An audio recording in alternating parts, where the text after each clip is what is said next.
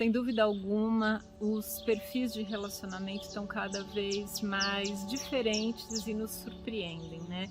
É comum a gente perceber a força do feminino encabeçando relações no sentido de ser provedora, de ser a força de realização, enquanto um masculino está assumindo papéis de cuidado e educação dos filhos, cuidando mais dos bastidores, e aí são lugares onde sensibilidade, lado mais objetivo e resolutivo, estão muitas vezes invertidos ao que era a nossa referência, né, cultural daquele amor romântico lá de trás, onde feminino e masculino tinham papéis muito previsíveis e às vezes muito engessados e até contraditórios, né? Graças a um bom percurso, a gente está evoluindo nisso, e eu que trabalho com casais vivencio a dinâmica que ocorre na intimidade desses casais, onde o masculino é o lado mais sensível e o feminino é o lado resolvedor e provedor. O que eu observo e posso trazer de comentários aqui, né? Muitas vezes existe um ponto ainda difícil dessa nova equação de equilíbrio. O que ocorre é que muitas vezes vem uma sensação de sobrecarga desse feminino. As mulheres que se sentem imprescindíveis para resolver e fazer a vida caminhar, e que não confiam totalmente que do jeito sensível ou mais introspectivo ou mais lento ou mais, sei lá, diferente do masculino, a vida vai caminhar muito bem. E do outro lado, o masculino que me traz é uma dor de se sentir pouco validado nos seus atributos, como se houvesse de alguma maneira uma certa competição de poder que ocorre em dinâmicas bastante cotidianas, dentro do cuidar da vida comum. Então, claro que cada caso é bem específico, né? Eu estou trazendo só um comentário mais amplo, porque o que eu queria trabalhar aqui, né, nessa reflexão com vocês, né?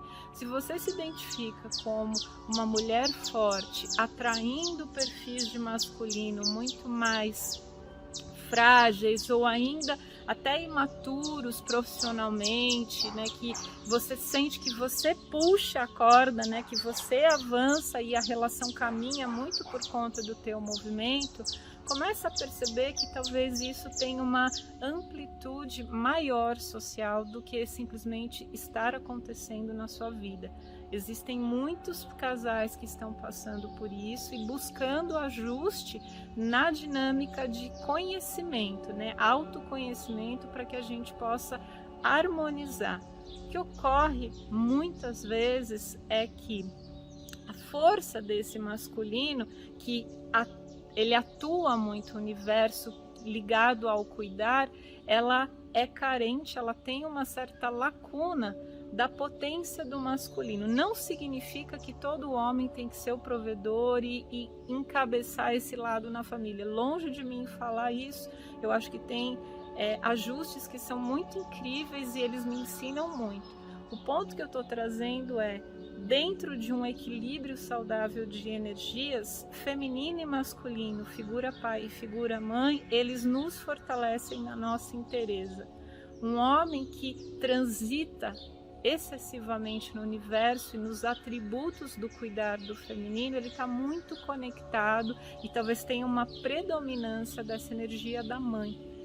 Possivelmente, quando eu confirmo isso ouvindo as histórias, foi alguém que se conectou desde muito pequeno como auxiliador dessa mãe, ou protegendo essa mãe, ou amparando essa mãe, e teve um estranhamento com a figura masculina, ou porque esse pai deixou, foi viver outra vida, outra família, ou esse pai faleceu muito cedo, ou a figura masculina é completamente disfuncional, com questões ligadas a álcool, a violência dentro de casa. Então é como se dentro da pessoa tivesse um não para a figura masculina que lhe foi apresentada como pai, e um excesso de apego, né, ou até a própria energia da mãe buscando muito essa compreensão, essa cumplicidade.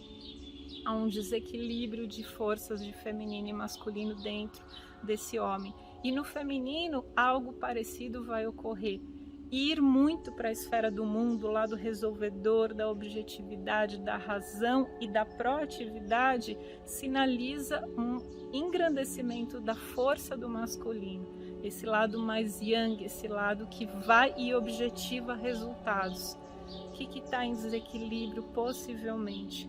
A reconexão com partes da força do feminino, ou seja, tem algo em relação à mãe, a essa dinâmica, né, de ver a mãe em sua essência, talvez porque essa mãe não lhe deu cuidados e atenção, essa mãe adoeceu, essa mãe tinha questões psiquiátricas, essa mãe estava muito preocupada na relação de casal e não conseguiu oferecer uma maternidade minimamente saudável. Tem dores aí, possivelmente, nesse processo, que levam essa mulher a ter um certo estranhamento ou preferir, optar por transitar mais com a energia do masculino.